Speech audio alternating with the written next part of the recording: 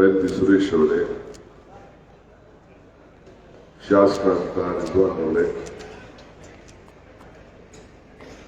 ಮತ್ತೊಬ್ಬ ಪುಲ್ಕೇಶಿ ನಗರ ಶಾಸಕರಾದಂಥ ಶ್ರೀನಿವಾಸ್ ಅವರೇ, MLC ನಾಗರಾಜ್ ಅವರು ಮತ್ತು ಪ್ಲಾನಿಂಗ್ ಮಾಜಿ ಎಂಪಿಗಳು ರಾಜೀವ್ ಗೌಡ್ರೆ,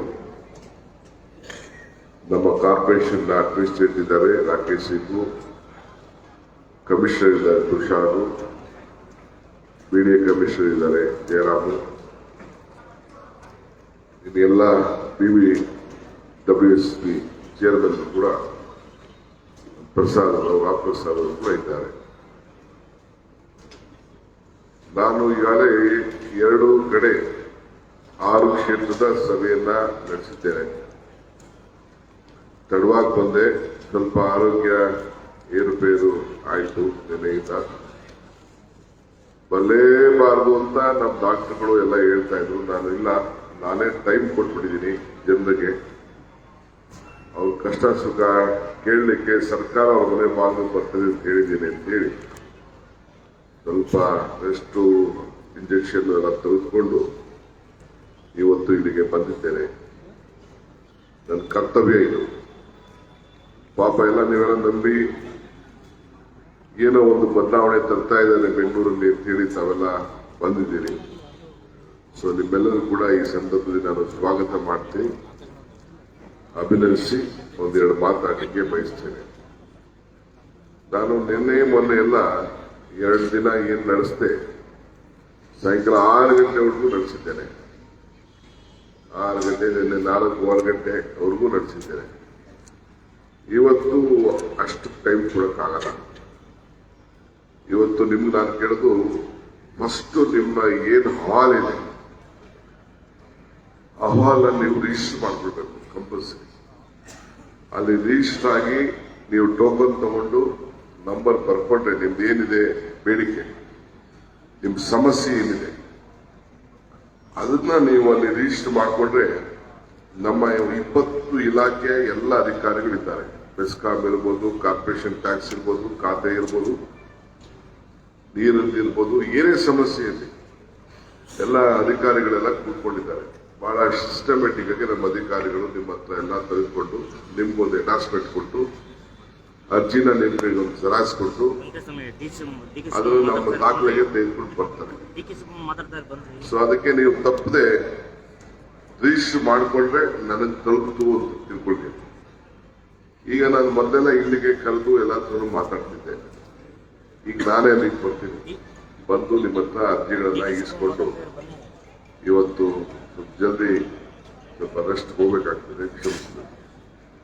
2 ಬಹಳ ಪ್ರಮುಖವಾದಂತ ಇವತ್ತು ತೀರ್ಮಾನದ ಹಿಂದೆ ನಾನು ಬೆಂಗಳೂರಲ್ಲಿ ಕೃಷ್ಣ ಬೈರೇಗೌಡ ಕ್ಷೇತ್ರಕ್ಕೆ ಹೋಗಿದ್ದೆ. ಅಲ್ಲಿ ಗಿಡ ನೆಡೋ ಕಾರ್ಯಕ್ರಮ ಇತ್ತು. ಆವತ್ತೊಂದು ತೀರ್ಮಾನ ಮಾಡಿದೆ. ಇವತ್ತು ಆ್ಯಪ್ ಇದೊಂದು ರಿಲೀಸ್ ಮಾಡಿದ್ವಿ.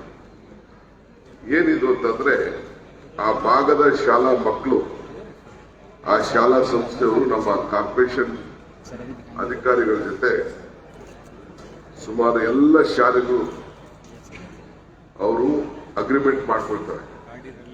ಅಲ್ಲಿ ನೆಡುವಂತ ಗಿಡ, ಈ ರಸ್ತೆ ಗಿಡಗಳು, ಆ ಗಿಡಗಳನ್ನ ಒಂದೊಂದು ಮಗು ಒಂದೊಂದು ಗಿಡನ ಜವಾಬ್ದಾರಿ ತೆಗೆದುಕೊಳ್ತದೆ. ಆ ಗಿಡ ನೆಡುವಂತ ಒಂದು ಕಾರ್ಯಕ್ರಮ ಮಾಡಿ ಹಸಿರು ರಕ್ಷಕ ಅಂತ ಆ ಸ್ಕೂಲಲ್ಲಿ ಆ ವ್ಯಾಪ್ತಿಲಿ ಬೇರೆ ಬಂದು ಬೇರೆ ಕಡೆ ಮಾಡೋದಿಲ್ಲ. ಎಲ್ಲಿ ಶಾಲೆ ಇರ್ತದೆ ಆ ವಾರ್ಡಲ್ಲೇ ಆ ತರ ರಕ್ಷಣೆ ಮಾಡುವಂತ ಕೆಲಸ. ಈಗಾಗಲೇ ಸುಮಾರು 52,000 ವಿದ್ಯಾರ್ಥಿಗಳು 224 ಅಗ್ರಿಮೆಂಟ್ ಅನ್ನು ಮಾಡಿ ಈಗಾಗಲೇ ಸುಮಾರು 1 ಲಕ್ಷಕ್ಕೂ ಹೆಚ್ಚು ಸುಸಿಗಳನ್ನ ನೆಟ್ಟಿದ್ದಾರೆ. ಇದು ನಮ್ಮ ಹತ್ರ ದಾಖಲೆ ಇದೆ. ಅವರೇ ಅವ್ರ ಹೆಸರು ಹಾಕೋತಾರೆ, ಅವ್ರ ಫೋಟೋ ಹಾಕೋತಾರೆ.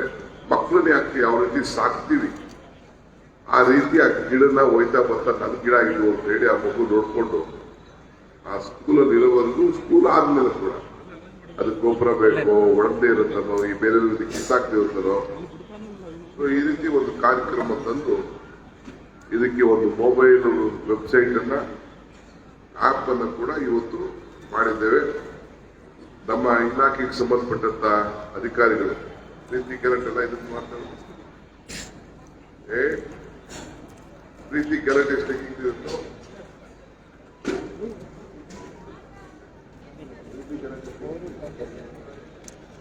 ಪ್ರೀತಿ ಗೆಲಟ್ ಅಂತ IAS ಆಫೀಸರ್ ಇದ್ದಾರೆ. ಅವರೇ ಇದನ್ನ ಜವಾಬ್ದಾರಿ ತೆಗೆದುಕೊಂಡು ನಮ್ಮ ಫಾರೆಸ್ಟ್ ಡಿಪಾರ್ಟ್ಮೆಂಟ್, ನಮ್ಮ ಕಾರ್ಪೊರೇಷನ್, ಲೋಕಲ್ ಲೀಡರ್ಸ್ ಮಾಡಿದ್ದಾರೆ. ಇನ್ನೊಂದು ವಿಶೇಷವಾದಂತ ಇನ್ನೊಂದು ಆಪ್ ನಾವು ಬಿಡುಗಡೆ ಮಾಡಿದ್ದೇವೆ, ಉದ್ಯಾನ ಮಿತ್ರ ಅಂತ. ಅದರಲ್ಲಿ ಏನಂದ್ರೆ ಇಲ್ಲಿ ಬೆಂಗಳೂರು ನಗರದಲ್ಲಿ ಒಟ್ಟು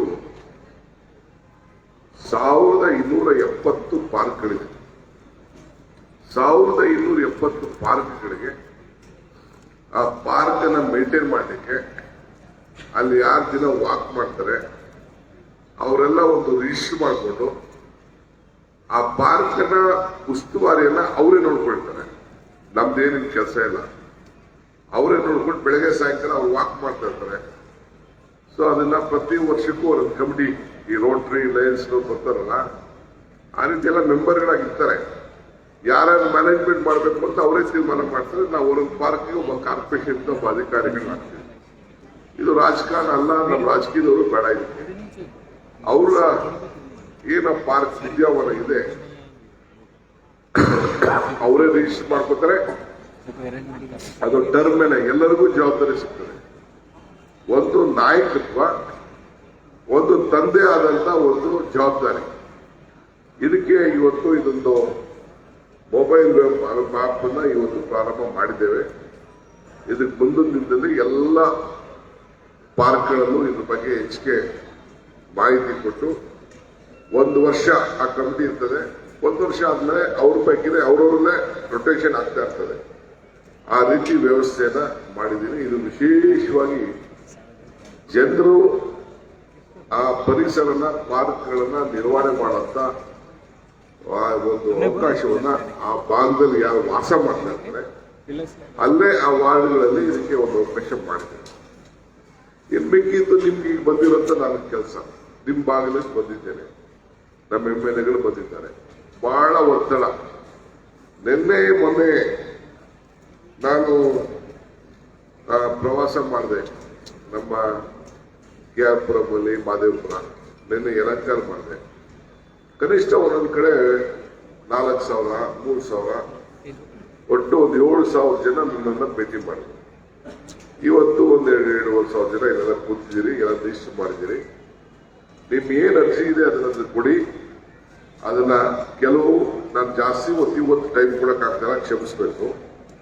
ಆದ್ರೆ ಎಲ್ಲ ಅರ್ಜಿಗಳನ್ನ ನಾನು ಖುದ್ದಾಗೆ ನೋಡಿ ಅದಕ್ಕೊಂದು ನಂಬರ್ ಕೊಟ್ಟು ಕಾನೂನು ಚೌಕಟ್ಟಿನಲ್ಲಿ ನಿಮ್ಗೆ ಏನು ನಾವು ಸಹಾಯ ಮಾಡಕ್ ಸಾಧ್ಯ. ಈಗ ರಾಜಕಾರಣಿಗಳ ಹತ್ರ ಯಾರು ಬರ್ತಾರೆ ಅಂತಂದ್ರೆ ಎಲ್ಲೂ ನ್ಯಾಯ ಸಿಕ್ಕಕ್ಕಾಗಿಲ್ಲ ಅಂತವ್ರು ಮಾತ್ರ ಬರ್ತಾರೆ ಅಂತ ಕೂಡ ನನಗೆ ಅರಿವಿದೆ. ನಾನು 35 ವರ್ಷದ ಕೂಡ MLA ಆದಾಗ ನಾನು ಪ್ರತಿಯೊಂದು ಕ್ಷೇತ್ರದಲ್ಲೂ ಪ್ರತಿಯೊಂದು ಹಳ್ಳಿಗೂ ನಾನೇ ಹೋಗಿ ಇಂಥ ಸಭೆಗಳನ್ನ ಮಾಡ್ತಾ ಇದ್ದೆ. 50 ಜನ, 20 ಜನ, 100 ಜನ ಹಿಂಗೆಲ್ಲ ಭೇಟಿ ಮಾಡಿ ಏನಪ್ಪ ಸಮಸ್ಯೆ ಅಂತ ಕೇಳ್ತಿದ್ದೆ. ಹಾಗೆ ನಾವೇ ಪ್ರತಿನಿಧಿಗಳಾಗಿದ್ದವರು ನಿಮ್ಮ ಮನೆ ಬಾಗಿಲಿಗೆ ಬರಬೇಕು. ಅದು ನಮ್ಮ ಕರ್ತವ್ಯ.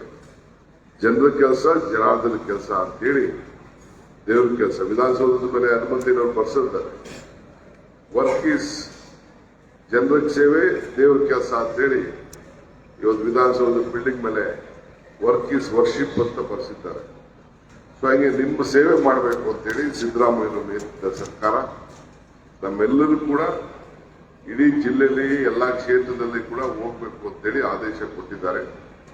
ಸೊ ಇದೆಲ್ಲ ಅನ್ಯ ಹೆಚ್ಚು ಕಮ್ಮಿ ಆದ್ರೂ ಕೂಡ ಒಂದಿನ ವಿಧಾನಸೌಧದ ಮುಂದೆನೆ ಅವರು ಇಂಥ ಸಭೆನ ಮುಖ್ಯಮಂತ್ರಿಗಳು ಕೂಡ ಮಾಡಬೇಕು ಅಂತೇಳಿ ಈಗಾಗಲೇ ತೀರ್ಮಾನ ಕೂಡ ಆಗಿದೆ. ಸೊ ಹಂಗೆ ನಿಮ್ಮ ಸಮಸ್ಯೆಯನ್ನ ಆಲಿಸ್ಲಿಕ್ಕೋಸ್ಕರ ನಾವು ಬಂದಿದ್ದೇವೆ. ಇದನ್ನು ಉಪಯೋಗಿಸ್ಕೊಳ್ಬೇಕು. ನನಗೆ ಏನ್ ಬಹಳ ಸಂತೋಷ ಅಂದ್ರೆ ಒಳ್ಳೆ ತಂಡ ಇದೆ ನನ್ನ ಹತ್ರ, ಅಧಿಕಾರಿಗಳ ತಂಡ. ಇಲ್ಲಿ ಬರೀ ನಾನು ನಮ್ಮ MLAಗಳಿಲ್ಲ, ಇದೆ ಒಂದು 200 ಜನ 300 ಜನ ಅಧಿಕಾರಿಗಳು ಇದನ್ನ ರಿಜಿಸ್ಟರ್ ಮಾಡ್ಕೊಳ್ಳಕ್ಕೆ, ತಿಳುವಳಿಕೆ ಕೊಡ್ಲಿಕ್ಕೆ, ಮಾರ್ಗದರ್ಶನ ಕೊಡ್ಲಿಕ್ಕೆ, ಒಂದು ಮುಕ್ತವಾದಂತಹ ಆಡಳಿತವನ್ನು ಕೊಡ್ಲಿಕ್ಕೆ, ಒಂದು ಉತ್ತಮವಾದಂತಹ ಆಡಳಿತ ಕೊಡ್ಲಿಕ್ಕೆ ಅವರೆಲ್ಲ ಸಜ್ಜಾಗಿ ನಿಮ್ಮ ಸೇವೆಯನ್ನು ಮಾಡಲಿಕ್ಕೆ ನಾವೆಲ್ಲ ಬಂದಿದ್ದೇವೆ. ಸೊ ಇದನ್ನ ಬಹಳ ಸಂತೋಷದಿಂದ ಉದ್ಘಾಟನೆ ಮಾಡಿದ್ದೇನೆ. ಫಸ್ಟ್ ಹ್ಯಾಂಡಿಕ್ಯಾಪ್ಟ ನಾನೇ ಬಂದು ರಿಸೀವ್ ಮಾಡ್ತೀನಿ. ನೀವು ಇಲ್ಲಿಗೆ ಮೊದಲೆಲ್ಲ ಇಲ್ಲಿಗೆ ಬಂದು ಎಲ್ಲ ಮೀಟ್ ಮಾಡ್ಕೊಂಡು ಹೋಗಿ ಕಳಿಸ್ತಿದ್ದೆ. ಇವತ್ತು ನನ್ನ ಆರೋಗ್ಯ ಸರಿಯಿಲ್ಲ ನಾನೇ ಬಂದು ನಮ್ಮ MLAಗಳನ್ನ ಕರ್ಕೊಂಡು ಅಲ್ಲೇ ಬರ್ತೀನಿ. ನಿಮ್ದು ಏನಿದ್ರು ಅಲ್ಲೇ ಹೇಳಿ, ಏನ್ ಬೇಕು ಅಲ್ಲೇ ಸ್ಪಾಟಲ್ಲಿ ನಾನು ಗಮನದಲ್ಲಿ ಇಟ್ಕೊಂಡು, ಆಮೇಲೆ ನಿಮ್ದು ಎಂಡಾರ್ಸ್ಮೆಂಟ್ ಏನ್ ಕೊಟ್ಟಿದ್ದಾರೆ ಅದ್ರ ಇಟ್ಕೊಳ್ಳಿ, ನನಗೆ ಕೊಡಕ್ ಹೋಗ್ಬೇಡಿ. ಆ ಚೀಟಿ ಟೋಕನ್ ನಂಬರ್ ಚೀಟಿ ಕೊಟ್ಟಿದ್ದಾರಲ್ಲ ನಿಮ್ಗೆ, ಅದು ನನಗೆ ಕೊಡಕ್ ಹೋಗ್ಬೇಡಿ. ಅದು ನಿಮ್ಮ ಹತ್ರ ದಾಖಲೆ ಇಟ್ಕೊಳ್ಳಿ. ಮಿಕ್ಕಿದ್ದು ಒಂದು ಜೆರಾಕ್ಸ್ ಕಾಪಿ ಏನಿದೆ ಅದು ಮಾತ್ರ ನೀವು ಕೊಡಿ. ಮಿಕ್ಕಿದೆಲ್ಲ ದಾಖಲೆ ಇರ್ತದೆ. ಸುಮ್ಮನೆ ಎಂಡಾರ್ಸ್ಮೆಂಟ್ ಕೊಡಕ್ ಹೋದ್ರೆ ಅದು ನಿಮ್ಮ ಹತ್ರ ಕಳೋಗ್ತದೆ. ಆಗ ಅದ್ರ ನಂಬರ್ ಎಲ್ಲ ಅದ್ರಲ್ಲಿ ಇರ್ತದೆ. ಸೊ ಅಷ್ಟು ಮಾತ್ರ ಹೇಳ್ತೀನಿ. ಬೇರೆ ಇನ್ನೆಲ್ಲ ಆದ್ಮೇಲೆ ಇನ್ನೊಂದು ದಿನ ಪ್ರತ್ಯೇಕವಾಗಿ ಇನ್ನೊಂದು ಸಭೆ ಕಳಿಸ್ತೀನಿ. ಇದೇನಾದ್ರು ಇಲ್ಲಿ ನಿಮ್ಗೆ ಅನ್ಯಾಯ ಆಯ್ತು ಅಂತಂದ್ರೆ, ನಾನು ಭೇಟಿ ಮಾಡಕ್ ಆಗ್ಲಿಲ್ಲ ಅಂದ್ರೆ ಇನ್ನೊಂದು ದಿನ ಇನ್ನೊಂದು ಸಭೆ ಕರೀತಾ ಇದ್ದ. ಈಗ ನೆಕ್ಸ್ಟ್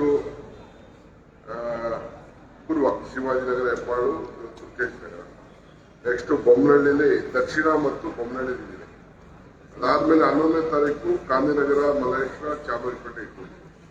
16ನೇ ತಾರೀಕು PTM, ಜಯನಗರ, ಪದ್ಮನಾಭನಗರ ಇಟ್ಕೊಂಡಿದ್ದೀವಿ. ಅಲ್ಲೂ ಕೂಡ ಬೇಕಾದ್ರೆ ನಿಮ್ಗೆ ಕಷ್ಟ ಇತ್ತು ಅಂದ್ರೆ ಬೇಕಾದ್ರೆ ಅಲ್ಲೂ ಕೂಡ ಬಂದು ಭೇಟಿ ಮಾಡಿ ನೀವು ಅರ್ಜಿ ಕೊಟ್ರೆ ಎಲ್ಲ ನನ್ಗೆ ಕೊಟ್ಟಂಗೆ, ಕಾರ್ಪೊರೇಷನ್ ಕೊಟ್ಟಂಗೆ ನಾವು ಇದನ್ನು ಬಗೆಹರಿಸ್ತೀವಿ. ಇಷ್ಟು ಮಾತ್ರ ಹೇಳಿ ನನ್ನ ಮಾತು ಮುಗಿಸ್ತೇನೆ. ಎಲ್ಲರಿಗೂ ನಮಸ್ಕಾರ.